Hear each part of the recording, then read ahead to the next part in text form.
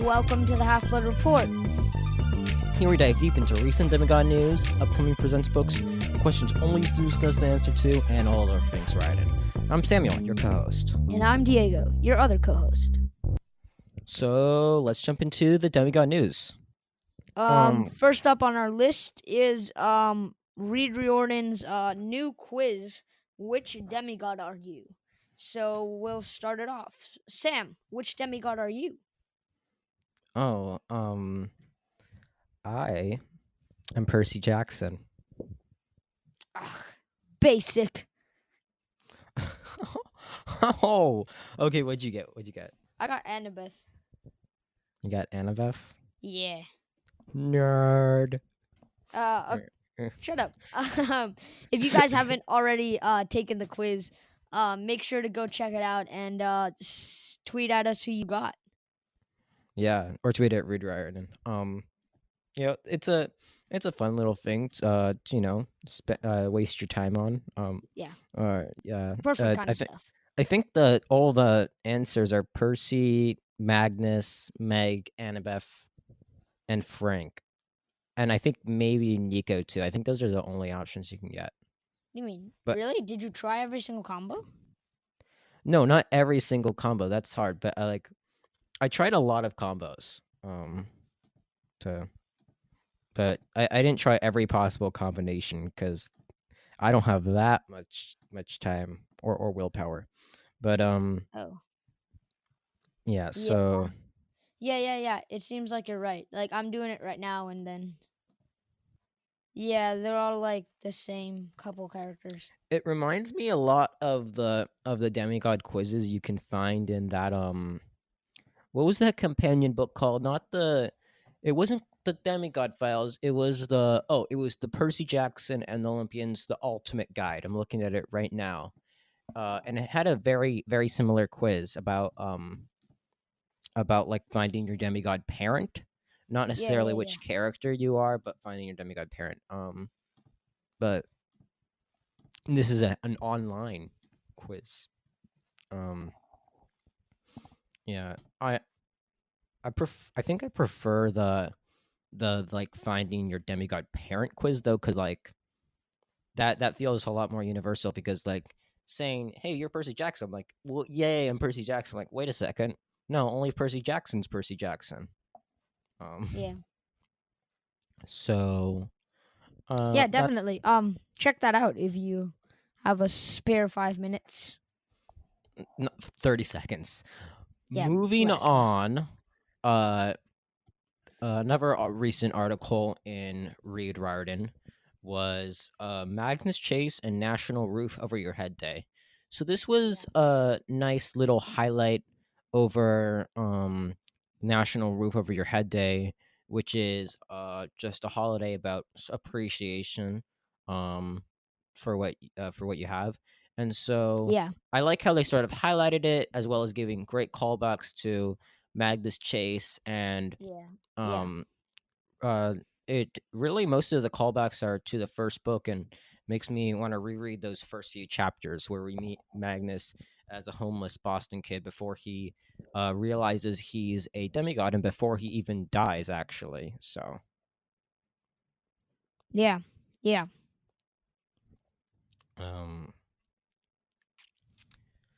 So I thought it was nice for them to highlight that December 3rd. So when this episode comes out, it'll be exactly 6 days from National Roof Over Your Head Day. So you have to be thankful times 6 because you forgot about it on the 3rd. Yeah. So there wasn't a lot of news there, just a nice thing that Rick Riordan did there. Yeah, it was really cool. The sort of big thing we got this week was a little bit more information about Riordan Presents' upcoming book, Race to the Sun by Rebecca Roanhoarse. Can I make a really bad joke, Diego? Yes, go ahead. All right, guys. It's time to get on the Race to the Sun hype bird. Should I say hype giant bird? Sam. No, that was terrible. Yes. That's actually terrible. I've been planning this joke all day. Jesus. At least I prefaced it saying that I knew it was bad. Yeah, yeah. Okay. And the Jeez. reason that joke is incredibly funny is if you haven't seen the Race to the Sun cover, it features the main character. I think her name is Nizoni, and she's riding a giant bird headed toward the sun. She's racing toward the sun on a giant bird, right? Yeah. Mm-hmm. So that was my bad joke for today. And For so today, is this going to become like a usual thing or? oh yes, this will become a usual thing, Diego. Damn it. So what's your language? This this article was called Race to the Sun Meet Spider Woman, and it was a uh we got a highlight on some of the mythology that's going to be in Race to the Sun, but this was more of a highlight to the character Spider Woman, who is going to play a role. We don't know how big or how small or Yeah. what how important yet, but she's going to play a role in Race to the Sun, and her character art looks great, I have to say. Um, and so we got some teasers for that, and I think what we can say is usually before these books come out, they release the artwork from sort of least important character to most important character.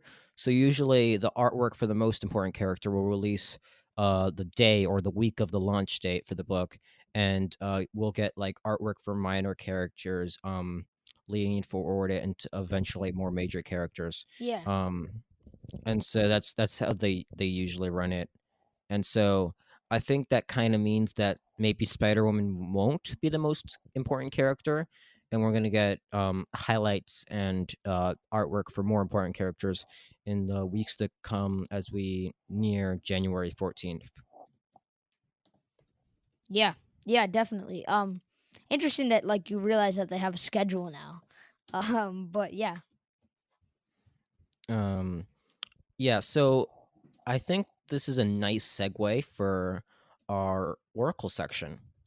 Yeah. And this week we chose to look at Race to the Sun, the upcoming Rick Riordan Presents book by Rebecca Roanhoarse. Yeah, so um today we got I don't know. This week we got the Spider Woman article, and a few weeks before that we also got this article that we discussed last week, but not in as much depth as Diego or I wanted. We got an article called "Exploring a Navajo Influences in Race of the Sun." So both of these articles are kind of teasing at us some of the mythology that will play roles inside of um, Race of the Sun, and so we're like, let's look Yeah. at this mythology, because so we've already discussed Race of the Sun a bit, but On our previous episode, yeah, if that you was haven't seen it episode. already, It's uh episode 5. yeah. What do we call it? Leprechauns or demigods? Yes, so we discussed some stuff that we think is gonna happen in Race of the Sun, You but want to get up to date on your flintware fashion tips. yes, Make sure to but check out the episode. now that we have more information, we have to dive deep, and we're on the hype bird train. No, the what was the hype giant bird. Yeah. Yeah. That was it. And it's still bad, Sam. It looks like there's the whole flock of them. If you see, and Is if you look there? at I'm looking at the cover right now, and there's like, so Nizoni's on like sort of kneeling on her giant. Is that a crow or a raven? I don't know. Yeah, it looks And like then a raven. there's a bunch of giant ravens in the background, and She's got a water bow. there's That's definitely a bow made of water. Or wind. No, wind. Wind. That's definitely wind. no, it's water. You sure? No, because we'll discuss this more in detail, but I think the changing woman Yeah. is uh wait, I don't know. there was an important. Jeez, I forgot where it said it. But it said like there's like a monster slayer and like water like something. I don't know. Yeah, Um, the two hero twins. I can't think about the cover and the mythology at the same time. Okay, Diego, let me finish my thought.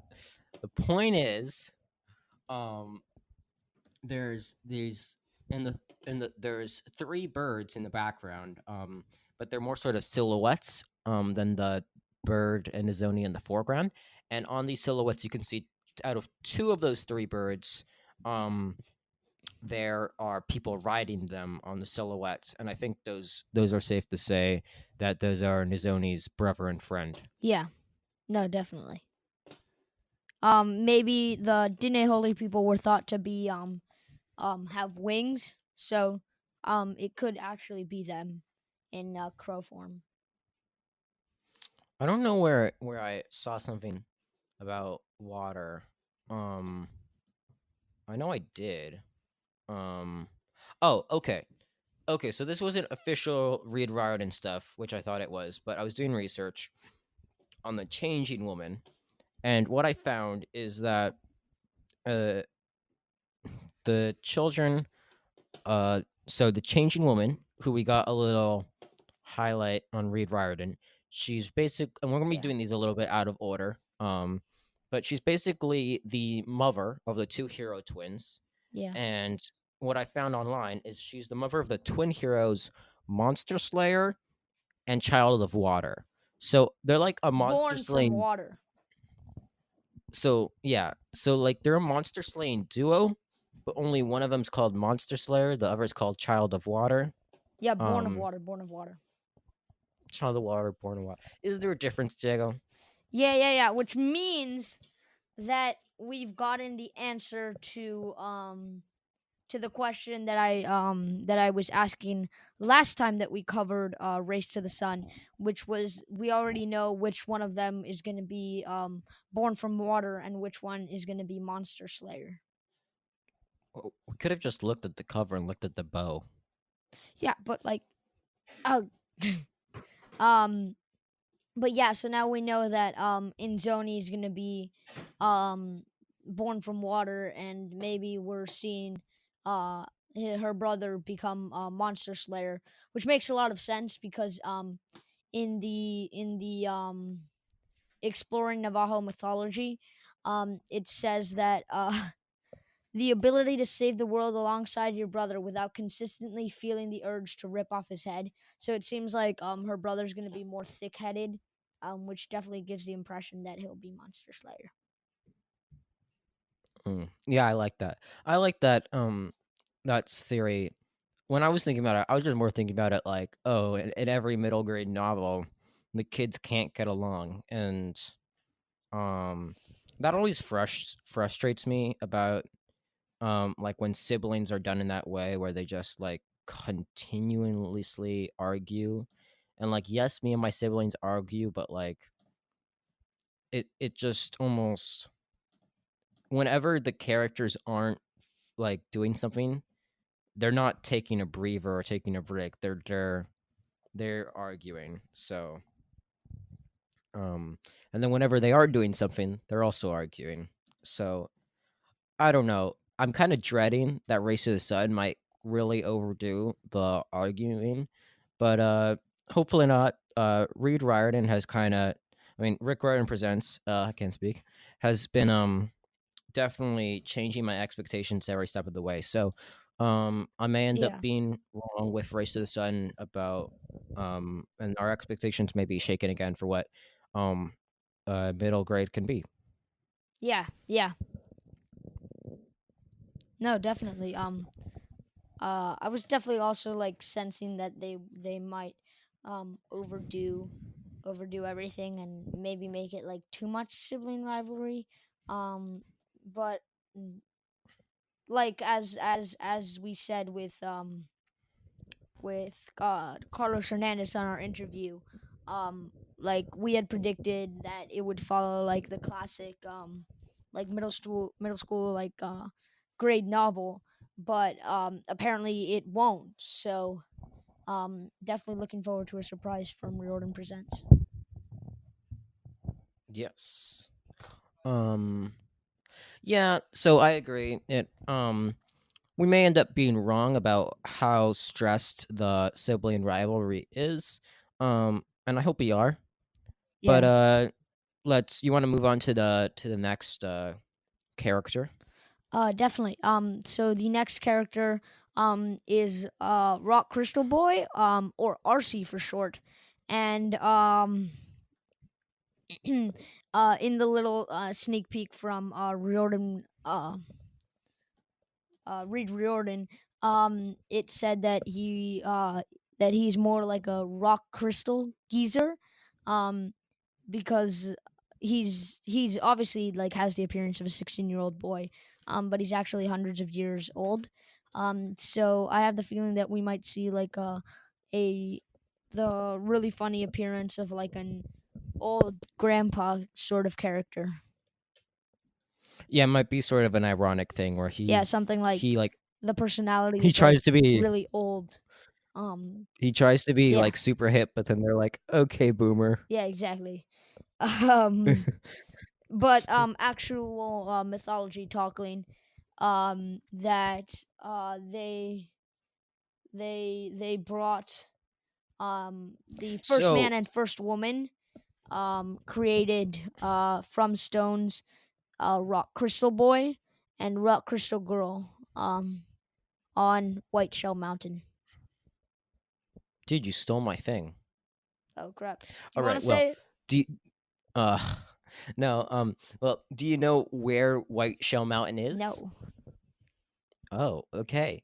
So it's Blanca Peak, and Blanca Peak is actually in the Rockies. Oh, that's really cool. So And like right near us. so yeah, so I forget where, if we got to know what's like state we start off in, but if we don't already start in that area, I can definitely say there will be part of a story. That is Um set in maybe near the Rockies. yeah.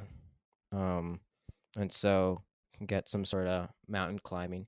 And I do think the fact that we both, one of the first things that we both found out when we researched Rock Crystal Boy is we both found out that he is part of a pair, Rock The Crystal girl, Girl. yeah. So So definitely the looking fact, forward to seeing her.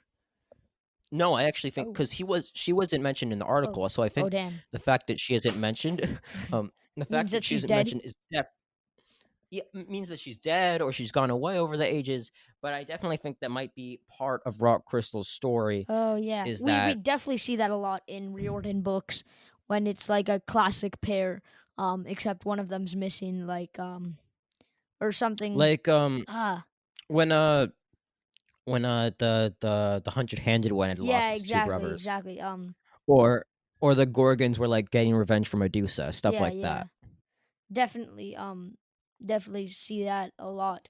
Those are the only two examples I can think of on the spot, but it's definitely something that recurs again and again in mythology, that we're used to seeing like a band of characters. Well, in in the Riordan adaptation of the mythology, that maybe the mythology includes a band of characters, but we only see one. And they're like, my friend is dead. Yeah, and then That's we why get I'm like a killing whole spy demigods story and the now. whole deal. Yeah. Um.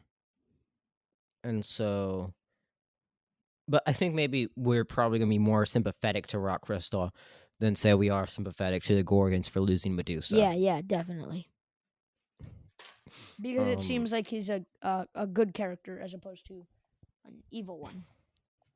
I feel like Rock Crystal's chapter is just gonna make me so sad. Yeah, yeah. Like, Like definitely looking forward to the like old person acting as a young person humor. But it's definitely going to be kind of depressing. oh yeah, looking forward to crying. Or maybe we're wrong. Maybe our research our was bad, and Rock Crystal Girl just isn't gonna be there because she isn't that important in Navajo mythology. Hopefully, um. Or else she's dead and irrelevant. But otherwise, if you don't like to cry, you may want to skip the moment you read Rock Crystal.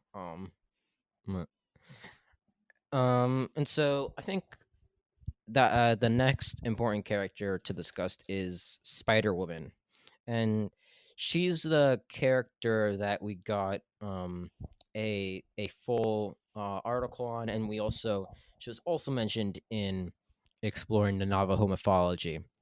And one thing I'm interested in is the modern adaptation the twist they chose to give her, is that so this character in the myths, she's kind of this advisor to the hero twins. She helps them out. She's just nice to humanity in general. Yeah. Um, but now not only does she does all that, but she also likes to watch telenovelas. Yeah, yeah, definitely. So we're looking. Well, I'm looking forward to seeing a lot of telenovela references and a lot of really funny stuff. So Yeah, do you think they'll like just be playing in the background and yeah, exactly. the And she'll be quotes just will just crying at random points. or maybe like the quotes will just randomly interrupt the dialogue Yeah, like in funny ways. yeah, Um, definitely something of that sort. Yeah. So just something that I kind of realize now is that oh, Jesus, in yeah, in Arusha, the the main character Arusha and her sidekick are only the newest incarnations, or the most recent incarnations of their mythical line of people. So it leads me to believe that that we might see something similar, as in Nizoni and her brother being only the most recent incarnation of the hero twins, because it says in the uh in the little blurb for Spider Woman in the Reed Riordan article that she often served as an invaluable advisor to the hero twins, and she has been known to provide aid to their descendants as well. So it makes hmm. me think that she's already provided aid to generations of hero twins and their descendants, and this is only the newest iteration of it. You know what I got out of that? Yeah. You called Minnie a sidekick. Okay. Let's carry on. Yes, let's. So I feel that most of the characters we got here, um, I'm not. What I'm really wondering about them is whether they're gonna be mythology, like stops we make along the journey, uh, or if they're going to be characters that stay with us throughout. Um, Sort of like, is this gonna be sort of a John Henry? We meet him because he's mythology, or is this gonna be a Gum Baby, a character that like journeys with the heroes, even though they are from the mythos, right? Yeah. Yeah, definitely. Um In other words, like Same thing. how to what extent are these characters gonna play a bigger role in the story? Um, Yeah. Yeah. I think we've discussed all the characters that we got, all the mythology. Um, We have a Mimir's Will question this time, and this is from Maya. Um and she was wondering, how do you write for Riordan Presents? hmm. Do you know Diego? Because I know. Um yeah, so what we kind of got from Carlos and Kwame is that it's kind of an author's lotto. Um so that Rick had read one of Carlos's like earlier writings and had really liked it and asked him to write for him, which seems like a really rare thing that would happen. So there's no real way to write for Riordan Presents. Um it's kind of an author's lotto. In other words, Diego doesn't know. So basically, um, Rick Riordan has to choose you. Um, to write about a certain mythology. So first off, he has to read some of your writing or read a book by you. Um, Yeah, yeah, exactly, and exactly. so and then he obviously he looks to see if he wants you. He, after reading your writing, um, does a deep web search to see if you've done anything embarrassing. Um, Obviously. I'm sure. Um, and then he kind of sends his book to your writing to his whatever editor, Stephanie Lurie, and then she reads. She sends it down. Everyone's like, "Yeah, this is a person we can go with," and then they contact you. And so And they're like, "Hey, yo, so Maya, the best way I would say to get on Rick Riordan Presents is just write books or like that are good." not even just sort of write about culture, write about mythology. You can write online, like create like a writing blog. You can create submissions for magazines and short story collections. You can self-publish. You can actually try to get a book published. Because there's ways to get published without having people reach out to you. And so then after doing all that, you then just try and hope that your work gets picked up by Rick Riordan and he likes it. And so there's no real way to get to write for Rick Riordan Presents. But the way to write for Rick Riordan Presents is to just write, I would say. Yeah, yeah. No, no, that's a great answer. Um uh Time to Odin and Athena. Yeah. Okay, so this week's question is also about Riordan Presents, and it is how does Riordan Presents make every kid feel like they have a hero? Okay, I need to think on my answer. You want to go first, Diego? Um yeah, sure. Um so I think that every in order for me to feel like to look up to something or someone, it needs to be someone who is like me, who I can identify with, and who has achieved great things. So what I feel like Rick Riordan Presents is doing is giving every kid someone that they can identify with, who throughout the course of the stories will achieve great things, and they'll have a hero that they can look up to. Hmm. Um. Yeah, I just think making everybody feel included and sort of tell stories that anyone can relate to is just the sort of thing about Rick Riordan Presents that lets kids I don't know, just get more empowered.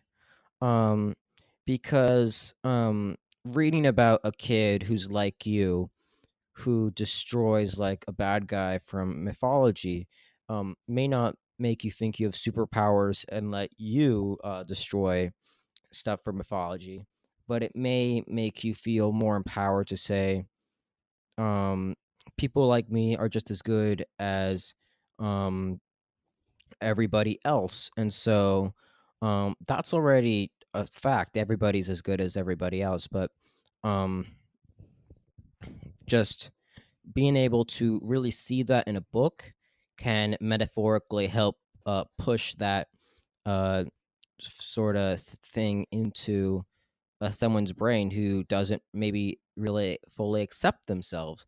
And so just um, having someone be able to pick up a book with someone like them and say, they are a hero, you can be a hero in your life. Yeah. No. That's really well said. Oh, thank you. I'm so well spoken. Um, so I think the reason Diego brought up this question is because Um, can I spoil the surprise, or you want to tell No, people no, again? no, no, no, no. You go ahead.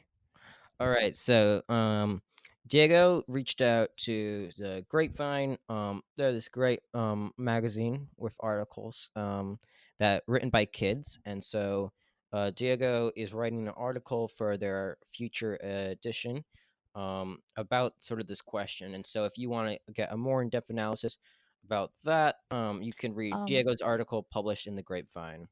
And when's that um, coming out, Diego? well, it's coming out, I'm pretty sure, end of month. Um, and you can also check it out on our Patreon.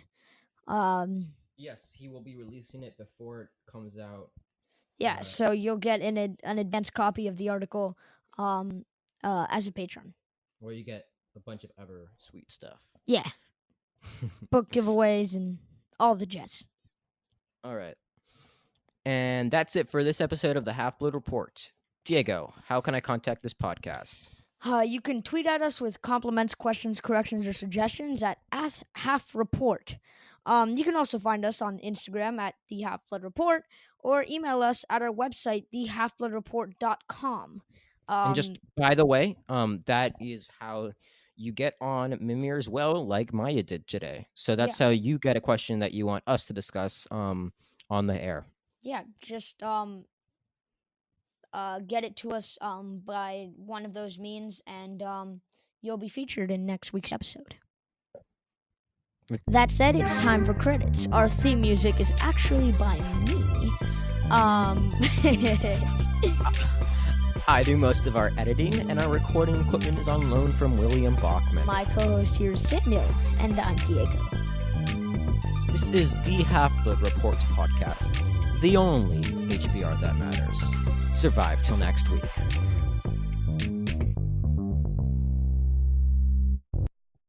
You know what I got out of that? Yeah. You called Minnie a sidekick.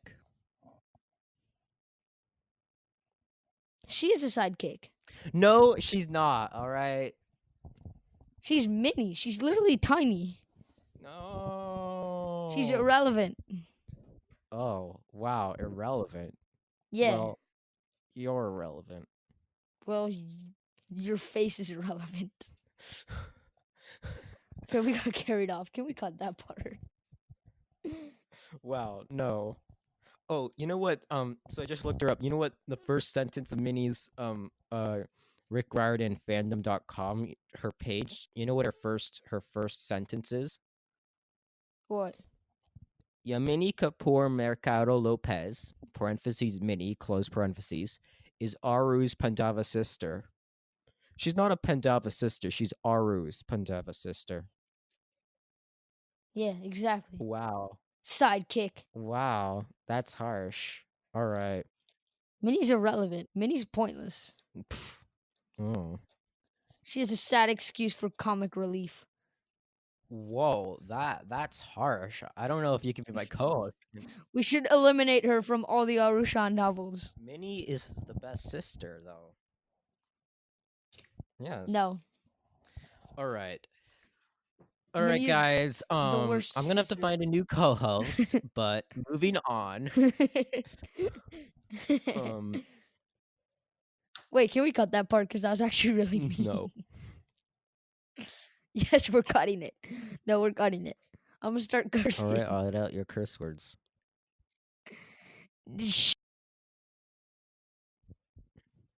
Please, Sam. No, that was bad.